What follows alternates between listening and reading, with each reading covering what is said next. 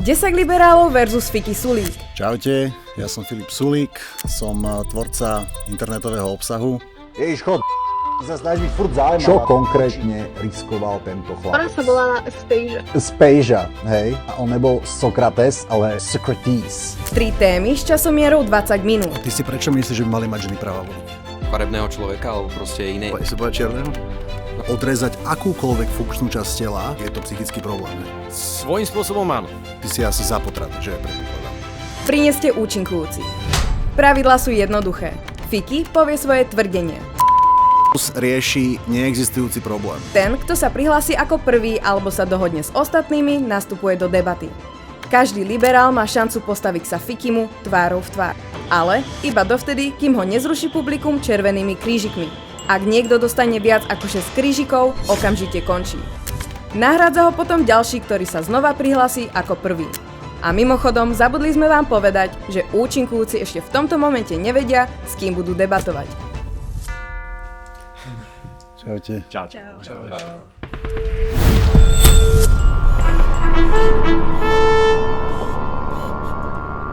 Prvá téma je moje stanovisko, že sloboda slova by mala byť neobmedzená.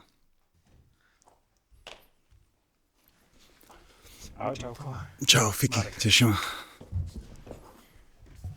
Ja by som sa ťa chcel spýtať, čiže myslíš si, že na slobodu slova by nemal existovať žiaden limit, môžem si povedať, čo chcem, beztrestne, bez akýchkoľvek následkov?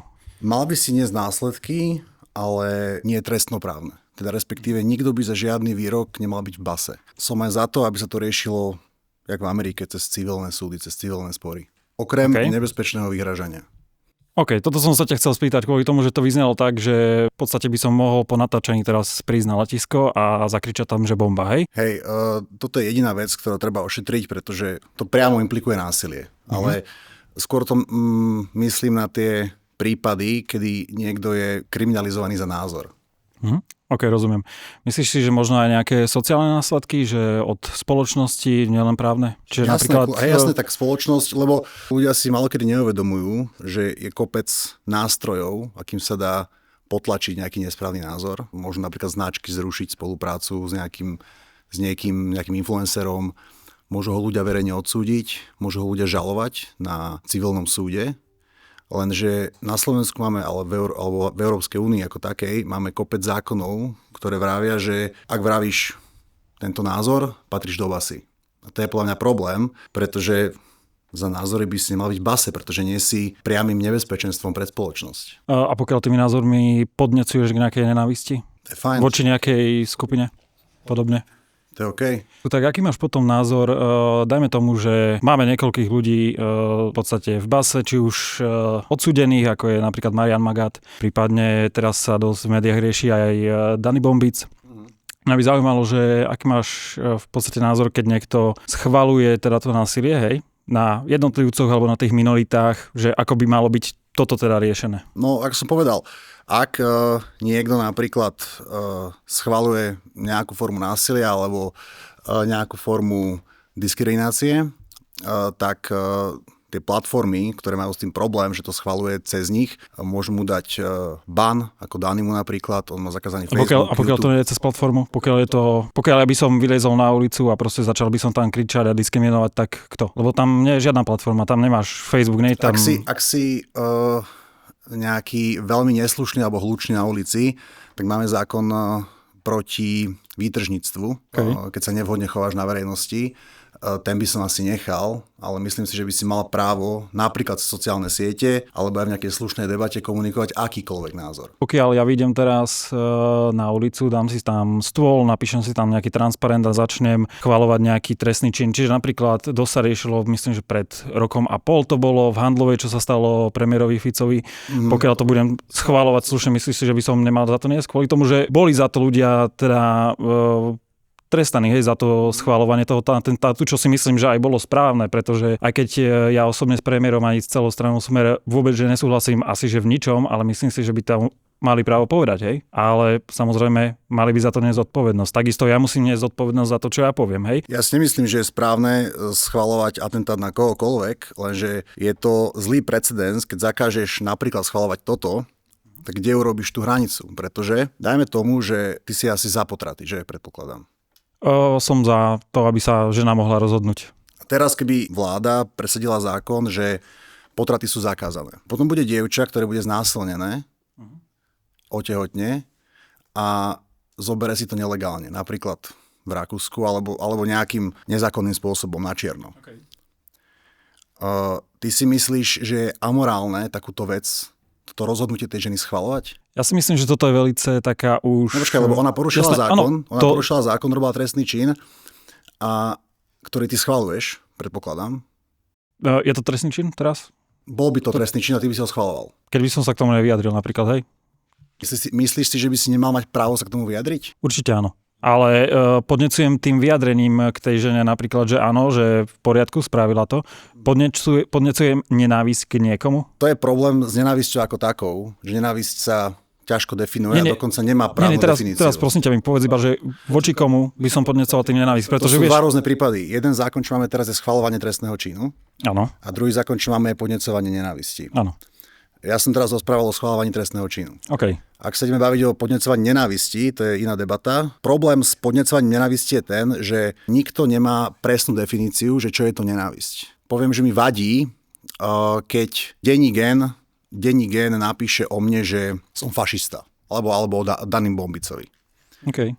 To je výrok podnecujúci nenávisť, lebo ľudia, ktorí boli obeťami nejakého fašizmu, automaticky, keď si to prečítajú, budú Daniela Bombica viacej nenávidieť. Takže je to výrok, ktorý podnecuje nenávisť. A teraz problém s nenávisťou a so zákonmi, ktoré sa týkajú nenávisti, je taký, že ty nevieš presne definovať nenávisť tak, aby si vedel správne určiť tú hranicu, že čo je nenávisť a čo už nie je. Proste nemá to právnu definíciu. Ja si nemyslím, že je správne podnecovať nenávisť voči nejakej skupine len za to, že napríklad sú iné farby. To si nemyslím.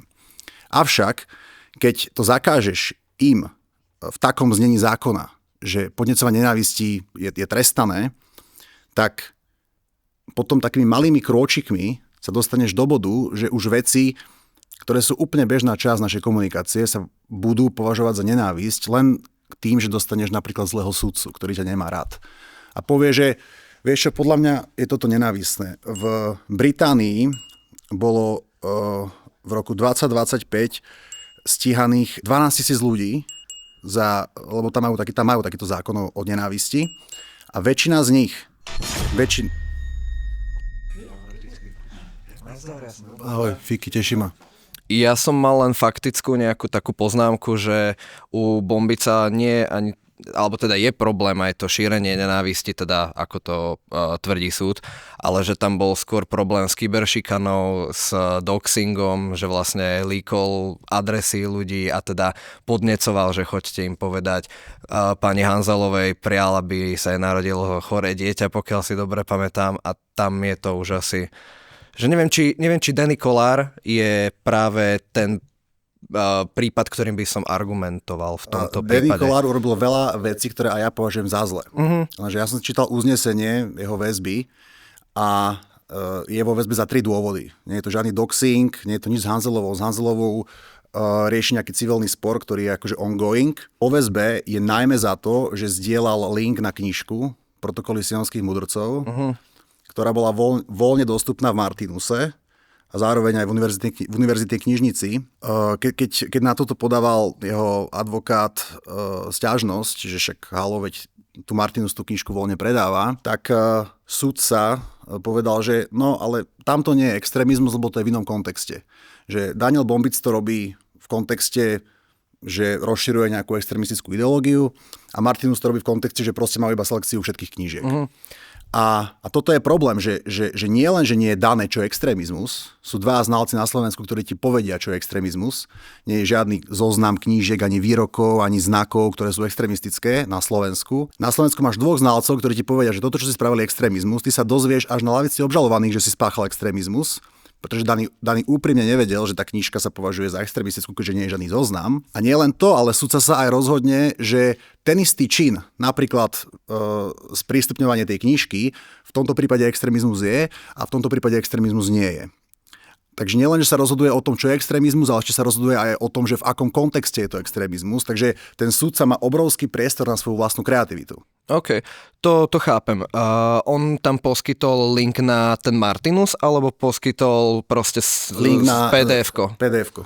Lebo aj Mein Kampf sa predáva v Martinuse, ale sú to tie verzie s tými dodatkami ešte akoby, ktoré majú nejak zmierniť ten efekt, povedzme, aby to nebolo radikalizujúce. Aj keby zdieľa Mein Kampf bez nich, tak by to bolo vlastne problematické. Že či to nebolo niečo takéhoto charakteru, že v tom Martinuse to bolo nejakým spôsobom ešte ošetrené, že to bolo nejaké iné vydanie. Ty by si nechcel prečítať Mein Kampf? Ospravedlňujem sa, že prerušujem túto vojnu názorov. Ale ak si chcete pozrieť plnú verziu tejto epizódy, kde sme napríklad preberali toto... Takže ty si za to, aby dva ľudia urobia ten istý čin. V prípade jedného je to trestný čin, a v prípade druhého nie je. To asi závisí od kontextu. Ty si povedala, že je tučná, ale ona to tak nemusí vnímať. Ona to tak vníma. Niekoho to môže emočne zasiahnuť. To už je nejaká psychoterapia moja. Hej, toto je ten moment, kedy sa musím vyautovať pred svojimi spoluhráčmi. Celú epizódu s extra momentmi a debatami, ktoré sa na YouTube nehodili. Nájdeš na cryptocartel.space úplne zadarmo. Takže klikni na link pod videom a pozeráš ďalej. Je to úplne easy. A teraz naspäť do debaty.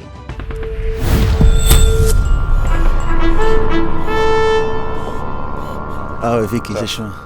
No, ja veľmi som za slobodu slova a tiež som proti tomu, aby keď niekoho ohrozuje, aby vtedy už začala byť trestne stíhaná. To súhlasím. Otázka je, čo si sa obidvoch mojich kolegovcov pýtal, že kde potom ty vykresluješ tú hranicu? Lebo si hovoril dvakrát, že je to o hranici. Ja úplne súhlasím. Hej. Kde vykresluješ ty tú hranicu? Ja si myslím, že keď tie zákony zrušíme, tak bude pár skutočných extrémistov, ktorí sú skutočne nebezpeční, ktorí možno budú mať za dôsledok pár smrti ľudských. A myslím si, že to je dobrý trade-off. Pretože na druhej strane bude 5 miliónov ľudí, ktorí môžu hovoriť voľne svoje názory a nebudú za to stíhaní, kriminalizovaní. Pretože, ja rád hovorím taký príklad, všetci chodíme radi po diaľnici 130, keby chodíme 90, tiež to zachráni možno 20 ľudí ročne, ale všetci sme ochotní obetovať tých pár životov spoločensky za tú slobodu ísť 130. Úplne rozumiem. A ja som ochotný obetovať tých pár životov, tých pár obetí extrémizmu za to, že ľudia s legitímnymi názormi ich môžu voľne hovoriť. Napríklad Dani veľa kritizoval Izrael a sionizmus. A to je taká, podľa mňa taká dobrá téma, pretože pravičiari a lavičiari, liberáli a konzervatívci sa zvyknú zhodovať s tým, že Izrael niektoré veci nerobí v súlade s medzinárodným právom. Videl som jeho výrok, ktorý vyslovene čisto kritizoval politické kroky Izraela, za ktorý znalec povedal, že toto je hanobenie rasy, národa a presvedčenia. A toto je problém. Problém je, že ty si vieš veľmi ľahko, keď máš trošku kreativity, napasovať tie zákony na akýkoľvek názor, ktorý ti vadí.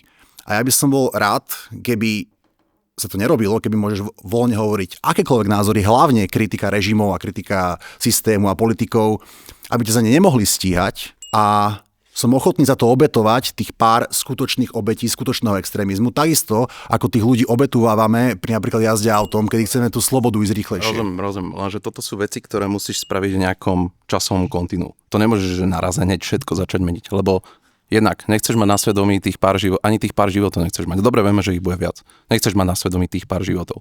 Čiže toto musíme robiť v nejakom časovom kontinú. To nemôžeš že hneď nastaviť, že wow, a ideme, vieš. OK, ahoj, Romy. Fiki, ahoj, teším. Tešíme. Ja by som len chcela sa spýtať, že teda si za slobodu slova, asi aj za slobodu slova za šikanu na školách? Tak my nemáme podľa mňa zákon proti šikane na školách.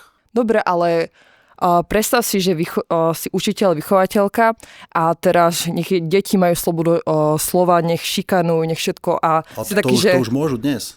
No môžu, ale si za to? No som, pretože Si za to? pretože čo je alternatíva? Alternatíva je, že čo zakážeš deťom, ako by znel, podľa teba by mal znieť ten zákon, ktorý má odstrániť šikanu za škôl? No alternatíva, najlepšie teda, čo je tiež extrémizmus. Rodičia, čo vychovajú svoje deti, by mali ich naučiť tak, aby ďalšie deti pírs všetko nešikanovali a aby proste všade bol mier a všetko takto. Ale jasne to už je potom problém generácie, ako ľudia vychovajú svoje deti, to už je zase Takže iný riešenie problém. je, že všetci rodičia budú skvelí. Nie. Akože bolo by to pekné, ale toto vieme, že sa nestane a nikdy sa nestane, pretože veľa rodičov, veľa ľudí nechodí k psychologovi alebo nerieši svoje problémy, ale ako to ty by si chcel riešiť, ako v tvojom ideálnom svete by to bolo? No ja by som to nechcel riešiť, pretože ako som povedal pri tej slobode slova, keby ty chceš regulovať, čo môžu deti v škole hovoriť a nemôžu, lebo šikana je veľakrát verbálna. Nie regulovať, ale ide o to, ako to ideš učiť. Máš vychovateľ, máš učiteľky, ktoré učia tie deti, sú im príkladom, taktiež rodičia sú príkladom, taktiež oni sa učí od ďalších svojej rodiny, od svojich kamarátov a vlastne celá spoločnosť na nich vplýva. Akože ja som za to, že nech sa učia deti empatii a tak ďalej, ale ja keď hovorím o slobode, tak ja skôr narážam na tú trestnoprávnu slobodu, že ľudia nebudú trestaní za názory, za slova, ani za šikanu napríklad.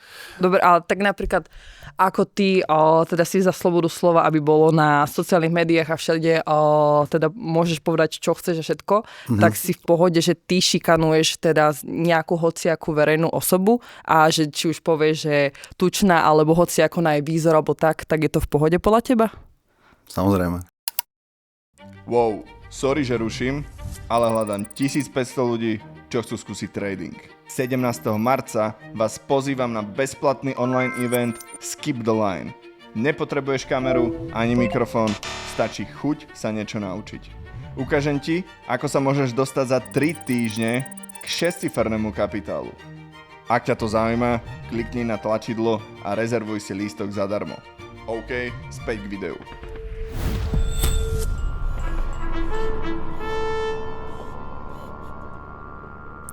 Feminizmus rieši neexistujúci problém.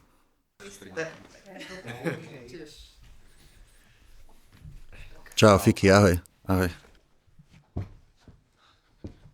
No tak teda, ja by som sa ťa možno spýtal, že čo teda podľa teba znamená ten feminizmus, alebo ako ho charakterizuješ? Podľa mňa feminizmus asi v časoch, kedy vznikol, tak to bolo za účelom, aby sa ženy právami dorovnali mužom. To je podľa mňa taká možno všeobecná definícia. Nie, ostane pri tom. Hej, feminizmus je hnutie, ktoré bojuje za to, aby ženy a muži boli rovnoprávni, mali tie isté práva.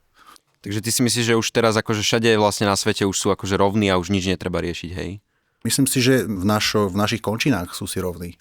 Tak feministky sú aj na Slovensku, ktoré nemajú presah na Blízky východ.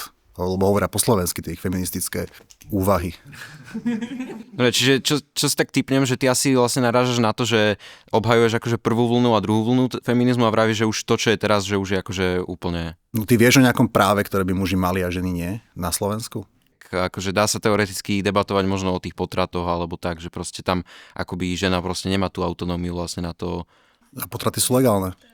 No hej, ale po nejakom čase napríklad, alebo že proste v iných krajinách, napríklad v Poľsku, vieš, akože že už tam vlastne... Ty vieš o tom, že čím ľudia žijú v komfortnejších podmienkach, tým sú menej náchylní mať deti? Dokonca, aj keď robili výskum na potkanoch, či na nejakých myšiach, a dali im perfektné podmienky, tak sa začali rozmnožovať menej, ako sa rozmnožujú potkany, čo nemali ideálne podmienky. Proste to je taký ľudský... taká ľudská prirodzená potreba, že keď sú v komforte a dobre sa im žije, tak si nechcú ten komfort kaziť proste deckom. A je to dané, aj to vychádza zo všetkých štatistík, že čím sú lepšie podmienky pre život, tým sú ľudia menej náchylní mať deti. Ale potom je dôsledok taký, že napríklad v Európe je 1,4 dieťaťa na ženu v priemere a na prirodzené udržanie populácie treba 2,1 dieťaťa. Lenže, keď ty budeš raz na dôchodku, tak nebude mať ten dôchodok doplatiť, pretože teraz je X počet ľudí v tvojom veku, ale keď možno 80, tak takých ľudí, ak si ty, bude možno 1/3 X. Ide o to, že my sme sa mali snažiť vytvoriť podmienky jednak pre tých, čo už proste žijú, aby tu ostali na Slovensku, lebo problém to nie je o ostávaní, ne, ja hovorím o celej Európe, to je o rodení detí. Sorry. Ahoj, Fiki, teším ma. Čo podľa teba už nerieši feminizmus? Že už je to moc? Lebo keď sa pozrieme na to, že vo väčšine krajín feminizmus je svetové hnutie. Nie je to orientované len na Slovensko, Česko, Poľsko, je to svetovo. Prečo keď niečo, teraz si kolegovi povedal, že keď niečo prestane robiť, alebo že už je mladý a už je mu jedno, že sa napríklad nerodia deti a takto, ale presne toto je tá pointa, keď my prestaneme riešiť, že vlastne ženy budú bojovať za nejaké ďalšie práva. Aké ďalšie práva? Ospravedlňujem sa, že prerušujem túto vojnu názorov. Ale ak si chcete pozrieť plnú verziu tejto epizódy, kde sme napríklad preberali toto... Ja vo veľkej miere súhlasím s väčšinou tvojich hodnôt a názorov. Ženy nebudú nikdy zarábať toľko ako muži. Tak každá rovnosť určite není dobrá. Ale prečo je to v pohode podľa teba? Celú epizódu s extra momentmi a debatami, ktoré sa na YouTube nehodili, nájdeš na cryptocartel.space úplne zadarmo. Takže klikni na link pod videom a pozeráš ďalej. Je to úplne easy. A teraz naspäť do debaty.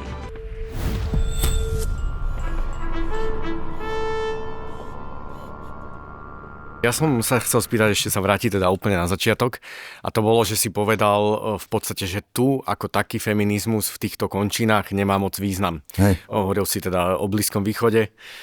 OK, áno, na Blízkom východe majú ženy oveľa horšie práva ako u nás, ale vidíme napríklad v Amerike, konkrétne napríklad Nick Fuentes, ktorý mal taký ten legendárny výrok, že women needs to shut the fuck up, a na otázku, či by mali mať práva voliť, povedal, že absolutely not.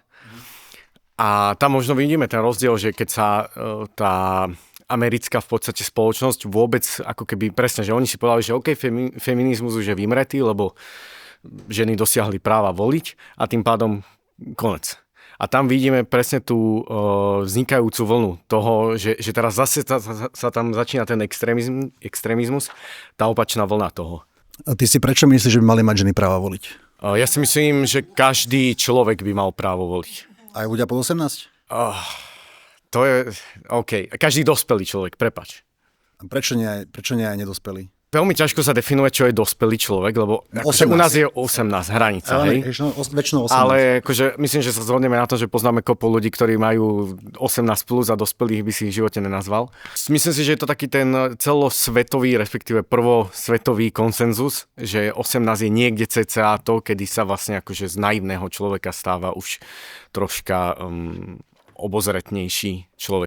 Takže ty si za to, aby skupiny ľudí náchylné na naivitu nemali právo voliť. Svojím spôsobom áno. Takže keby teraz vyšla štúdia vedecká, ktorá bola absolútne kredibilná, že ženy sú on average oveľa viac naivné ako muži, bol by si za to, aby nevolili?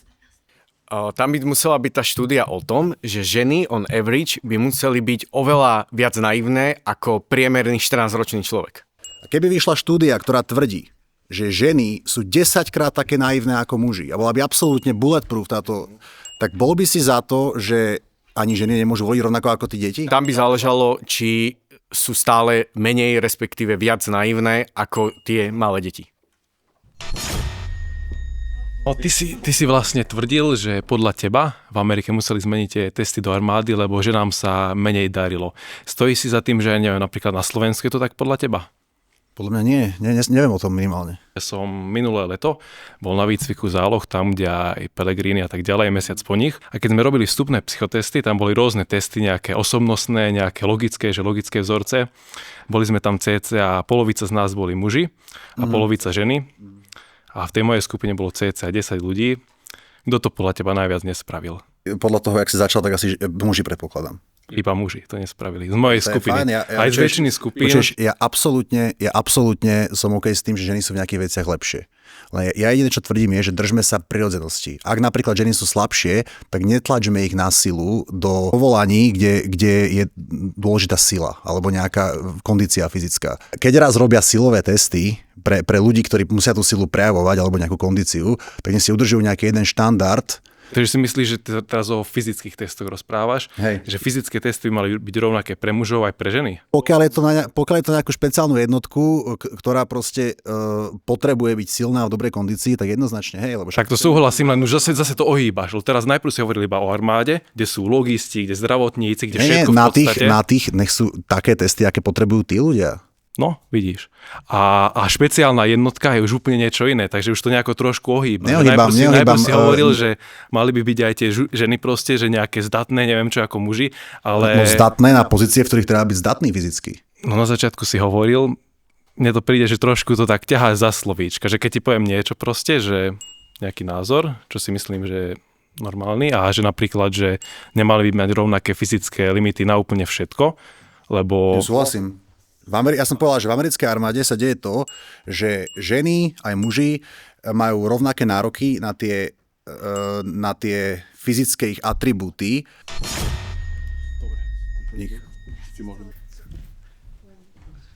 Tvoj claim je, že feminizmus rieši neexistujúci problém.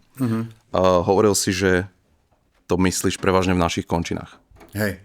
Čiže povedzme, že Afganistan, Blízky východ, tam chcem počuť len, aby si povedal nejaký claim k tomuto, že či tam si myslíš, že feminizmus niečo rieši.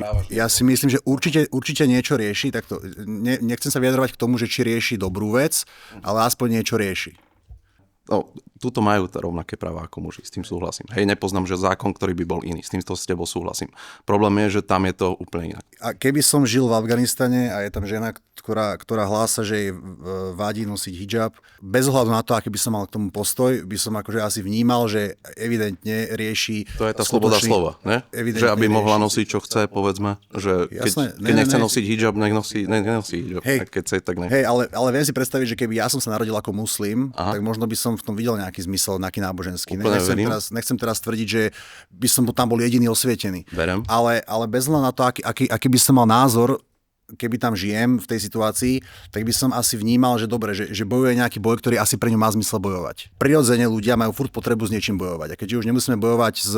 Dobre, ale to ich bojovnosť je opodstatnené, hlavne na Middle Easte. Vravím, že tam by som to považoval za opodstatnené. Dobre, berem. Takže tu podľa mňa to vytvára napríklad cez tie kvóty viacej zlá ako dobrá. S týmto inak súhlasím. Ja nesúhlasím s tým, aby ženy mali umelo nastavené nejaké kvóty, že len preto, že je žena, by mala zarábať toľko, s týmto úplne súhlasím. Problém je, že čo rieši feminizmus, aspoň čiastočne možno, dúfam, že to rieši, je, že keď žena má rovnako performuje ako muž, alebo ešte lepšie, veľakrát bola znevýhodnená a dostala menej toho platu. A bola možno to aj... sa deje preto, lebo ženy si chodia, na to sú sa aj štúdie, proste menej často si chodia pýtať viac. Lenže to, že nie je asertívna, neznamená, že by férovo nemala dostať lepší ešte plat. A ak performuje dobre, ak performuje lepšie ako muž, prečo by mala dostať menej? Pretože žijeme v kapitalizme a ty ako šéf dobre, lenže toto je, že čím drzej, to nemá nič spoločné so ženami a s mužmi. To znamená, že čím drzejší si, hej, čiže toto je mimo feminizmu.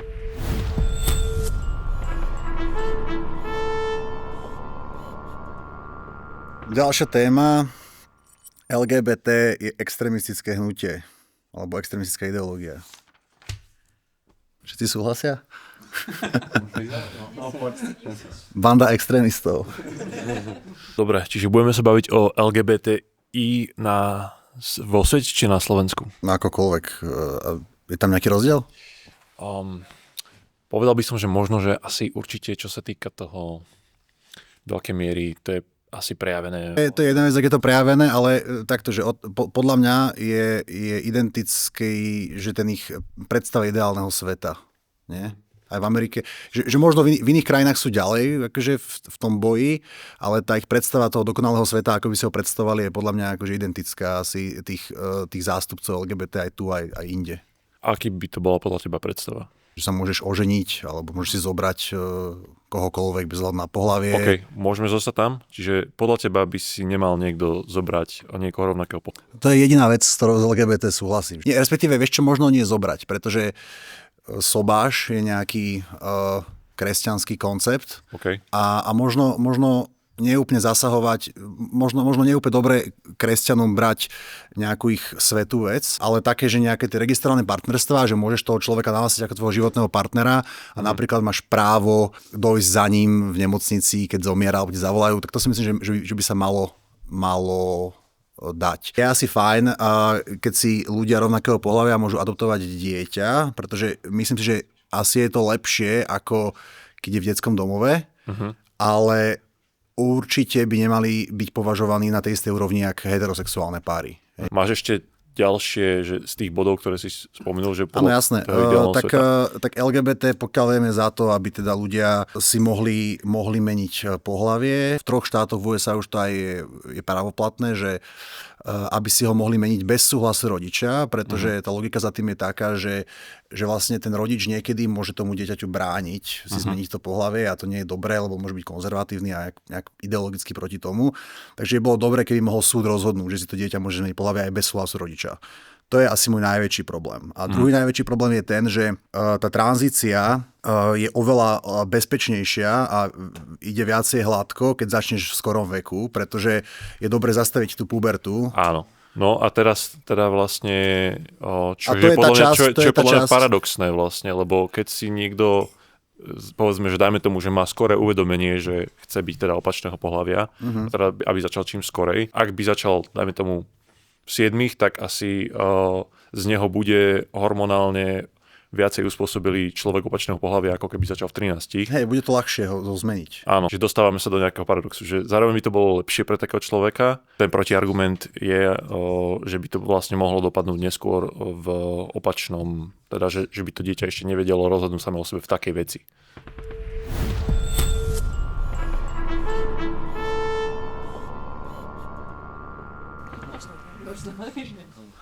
Čím viac budeme LGBTQ+ ľudí oddelovať od komunity, tým budú vyžadovať viac a viac práv a tým možno budú viac a viac vadiť. Prečo im proste nedať priestor? Prečo ich nechať voľne žiť ako ostatných, proste mať rovnaké práva výberu si toho, že či chcú byť muž alebo žena, však sme v 21. storočí, prečo nie? Keď oni si zničia život, je to na nich. Nie je tvoj život, je to ich. To, že oni už sú vlastne orientovaní alebo identifikujú sa inak, už nezmení napríklad to, že bude rast populácie. Už sú proste iní, ale nemyslím si, že sú iní, proste si vybrali možnosť, tá možnosť im vyhovuje a my už to nezmeníme. Hej, ja súhlasím, ale ty tvrdíš, že nezasahujú nejak do môjho života. Koľko ľudí máš okolo seba takých, že sú LGBTQ+ a vadia ti? Ja okolo seba? Áno, svojich Ja okolo seba takých ľudí nemám. Prečo? Lebo nie sme na tej istej vlne naladení. Vidíš? V poriadku. Nechaj ich žiť si svoj život. To je fajn, to je fajn. Ale ty vravíš, že oni si žijú svoj život a mňa nejak neovplyvňujú. A ja ti vravím, že to nie je pravda. Jedna vec je to, že chcú kriminalizovať pravdu. PSK to má v programe, to nie je žiadna hypotetická vec. Oni chcú kriminalizovať, keď ja poviem o tebe, že si žena a ty sa tak necítiš, tak ja pácham trestný čin. To je môj prvý problém. Môj druhý problém je, že chcú siahať rodičom na deti aj bez dovolenia rodičov. To je tiež už realita niekde na svete. Ale iba ťa stopnem, lebo nemáme veľa času, ale vieš, prečo je to problém? Pretože bolo dokázané vo veľa akože štúdiách a prípadoch, dokonca aj na PubMed si to vieš vyhľadať, že deti, ktoré boli potlačované svojimi rodičmi, mali depresie, no a proste oni majú väčšiu predispozíciu k tomu, že budú trpieť v živote a tí rodičia, veľakrát rodičia, prosím ťa, áno. nechávajú svoje deti trpieť, pretože majú budované názory generáciami a božiaľ, inak sa to nedá, ako im proste kinda zobrať to právo na vlastné dieťa, pretože páchajú oni trestný čin proti svojmu vlastnému dieťaťu. Okay. Nechávajú ho zdeptaného, nenechajú mu právo výberu a áno, malo by to byť ohraničené vekom, ale keď máš možnosť ísť na psychotesty. Nech ti spravia psychotesty, keď chceš prejsť tú hranicu. Napríklad od 18, OK, ja s tým súhlasím. Keď sa cítiš dobre, že už mentálne vyspelo, chod na psychotesty, aj 16-ročný. Keď to doktor povolí, ty sa pýtala, že ako zasahujú do môjho života. Ja ti vravím, že to je dva spôsoby. Jednak zákaz, kriminalizácia pravdy, jednak na moje nenarodené dieťa potenciálnej budúcnosti by potenciálne mohli siahnuť, že on sa cíti ináč a keby zbavia ma práv ohľadom neho. A takže to je odpoveď na to, že ako mi zasahujú. To je moja odpoveď na to, že ako zasahujú do môjho života napríklad. Že keby tam tieto veci neboli, tak mne bolo úplne jedno, že nech si keby so svojím telom robí každý, čo chce. Ja konkrétne hovorím o tých bodoch, kedy oni chcú mne nejakým spôsobom obmedzovať život. A toto, čo si teraz povedala, je už trochu iná debata, lebo to je, že či má mať rodič nad svojim dieťaťom absolútne plnú kontrolu. Ja si myslím, že hej, ale ja som ti len chcem povedať, že akým štýlom oni môžu zasahovať do niekoho života, aj keď ten človek si neželá byť súčasťou ich ideológie. Nesúhlasím, že LGBTQ plus komunita je extrémistické hnutie. Tak som si všimol. Tak by som to uzavrela a nechám ešte priestor ostatným, nech sa k tomu vyjadria. Ja len taký jednoduchý názor, keď si spomínal tvoje dieťa. Myslím si, že keď proste niekto nie je pripravený, že jeho dieťa môže byť proste homosexuálne orientované, môže byť transrodové, môže byť autista, môže mať takú poruchu, tak by to dieťa asi nemal mať. Takže iba ľudia, čo sú keby zžití s tým, že ich dieťa môže byť trans, môžu robiť deti? Nie. Akože kľudne nech si robia, ale nech sú pripravení, že to dieťa je to vlastná osoba s vlastnou osobnosťou, s vlastnými myšlienkami, takže musia si proste pripustiť, že takže môže sa narodiť. Ty by si nechal svoje dieťa užívať drogy napríklad? Prečo znova ideš do toho úplne... Čo je na tom extrémne? Feťákov narkomanov je oveľa viac ako trans ľudí. To je práve že menší extrém. Určite by som drogy nenechal užívať svoje dieťa, ale keby mi povedal proste, že nejako sa cíti, tak ideme k lekárovi, ideme to riešiť. OK. A keď ten lekár mu napríklad povie, že vieš, aké veľmi nezdravé sú napríklad tie lieky na takéto akutné ukludnenie, tie benzodiazepíny. Jasné, áno. Veľmi nezdravé, veľmi návykové. Návykové, áno. A povie, že má úzkosť. A na úzko sa dá riešiť rôznymi spôsobmi. Je veľa rôznych spôsobov. Ale dojdeš lekárovi, ktorý povie, že vieš čo, nech si dávaš 4 Xanaxy denne. Tak za to, že to povie lekár, ty si akože on board v sekunde. Pri tranzícii je tam podstatný psychológ, psychiater, sexuológ, endokrinológ, všetci títo doktori ešte aj viacero. Akože ja presne nepoznám všetky tieto... V tomto vychádzaš z toho, že veda v dnešnej dobe už je dokonalá. Nevravím, že je dokonalá. Ale ako náhle proste už máme nejaké tie poznatky. Takže platí aj vylúčené, že jedného dňa môže byť veda dospieť k záveru, že pre trans ľudí je najlepšie. A budeme čakať, kým tá veda k tomu dospeje? Nemusíme čakať, ale budeme riešiť to, čo máme, ako to máme k dispozícii. Nemusíme vôbec čakať, aj iba svoje. Keď niekto dostane rakovinu, budeme čakať, kým nájdeme plno liek na rakovinu, alebo ho budeme liečiť už teraz? Nie. Môžeme robiť, čo chceš v tvojej rodine, ale ja by som bol rád, keby do mojej rodiny žiadna vyššia moc nezasahovala a nevravela mi, že čo ja mám robiť so svojím dieťaťom. Pretože ak si toho názoru, že by mala, tak to vlastne je postavené na predpoklade, že ty si myslíš, že štát, veda alebo nejaká autorita, že sú neomylné. Ale sú omylné a ja nechcem, aby moje dieťa bol nejaký pokusný králik. Napríklad, keby moje dieťa má ťažkú chorobu a teraz buď bude žiť 20 rokov bez liečenia, alebo môže žiť aj navždy s nejakou operáciou, ktorá je nebezpečná. A ja sa rozhodnem, že dobre, že radšej nech umre o 20, ale nech má plnohodnotný, pekný život, tak to je moje rozhodnutie. A mne do toho nemá akože žiadny doktor čo kecať. Aj keď možno by odporúčal skôr tú operáciu. Ja som sa ešte len chcel spýtať, že či si ty myslíš, že sexualita je choice, že tvoja možnosť. Ako ty vnímaš? Akože myslím si, že vo veľa prípadoch je to akoby úchylka. Podobne, keď niekto má rád, ja neviem, tučné ženy napríklad, alebo tak. Že je to taký, že forma úchylky.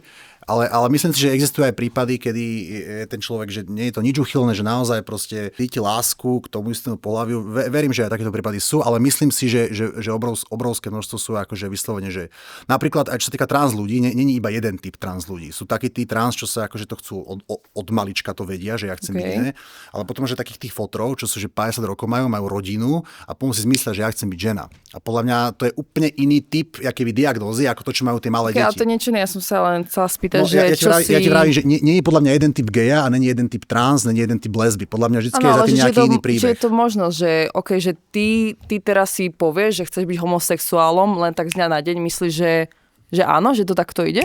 Že hop? No neviem, lebo napríklad v starovekom Grécku a Ríme, tak normálne, že skoro všetci muži boli bisexuálni. Jasné, ale asi, že bola ich to ich preference, tak boli. A potom tam vzniká otázka, že skutočne nemajú na výber, keď tí starorímania mali na výber kvázi, vieš čo myslím?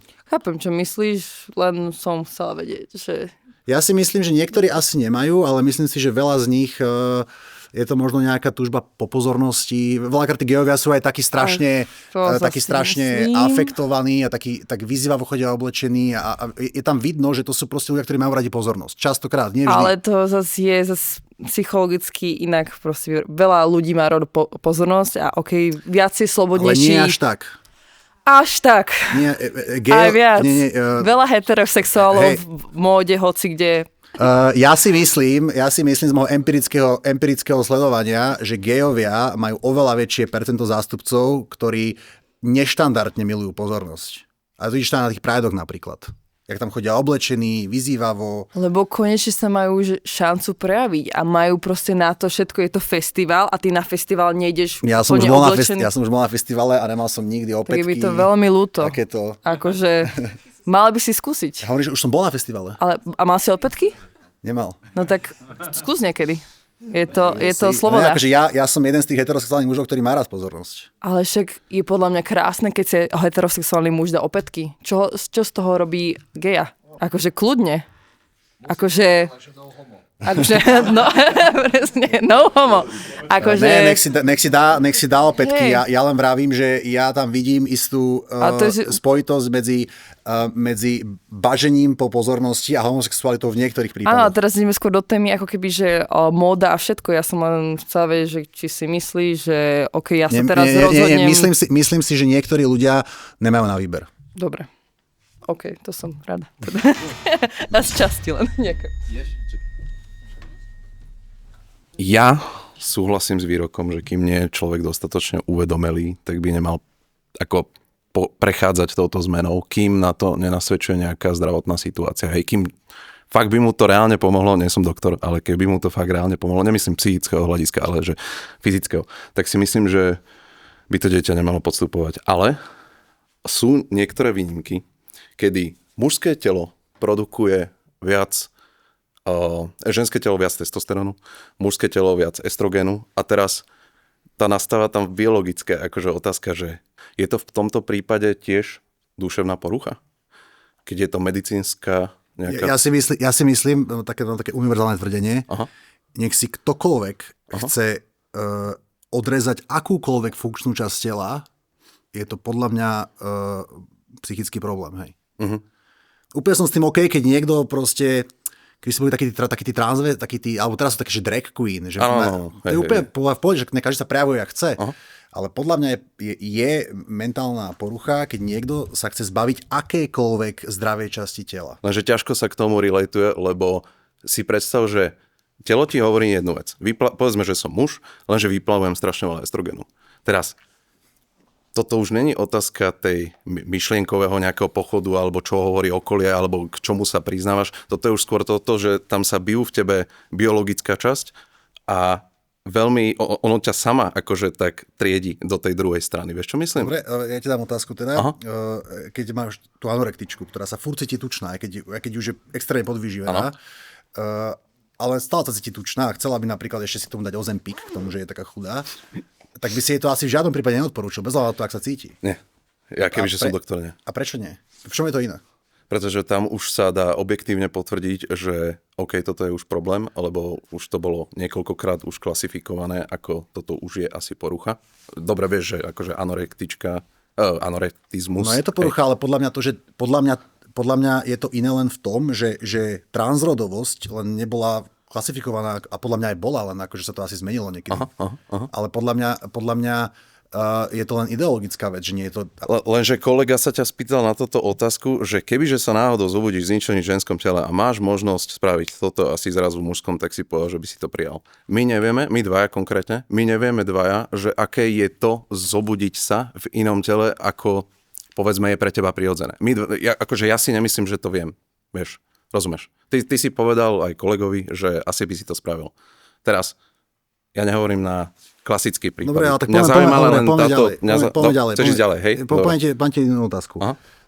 Keby som nejaký chudý chlapec, ktorý strašne chce byť veľký, tak jasné, že keby môžem uskutím predstaviť veľký, tak to by to každý zobral. Otázka je, že či to znamená, že tým pádom pomedávať všetkým rastový hormón, ktorý chcú byť akože väčší. Či to je fajn, že či je fajn takýto chemický zásah do tela.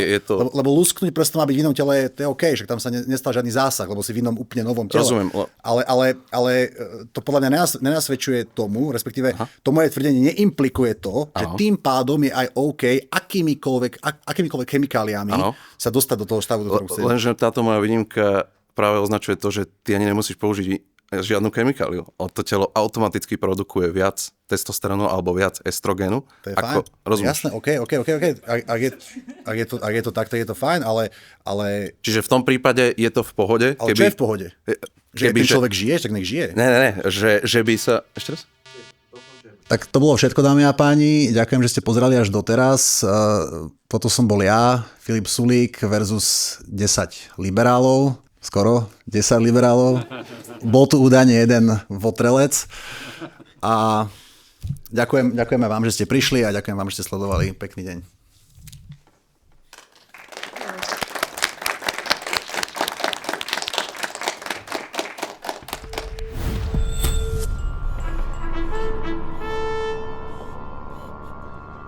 Definícia fašizmu nie je, že si proti sociálnym dávkam pre cigáňov, pre Rómov, pardon. Nie všade vo svete majú ženy nastavené rovnaké práva. A aj to, že si konfrontoval Simonu napríklad veľakrát, mi to prišlo prvé raz akože fajn, super a prospešné. 7-ročné, 12-ročné alebo aj 15-ročné dieťa by nemalo byť schopné rozhodovať o ničom. Títo ľudia transrodoví opäť existujú a existujú vo väčšom počte. A myslím si, existujú aj schizofrenici. Ja by som nechal tie deti obetovať. Nejak to znie hrozne.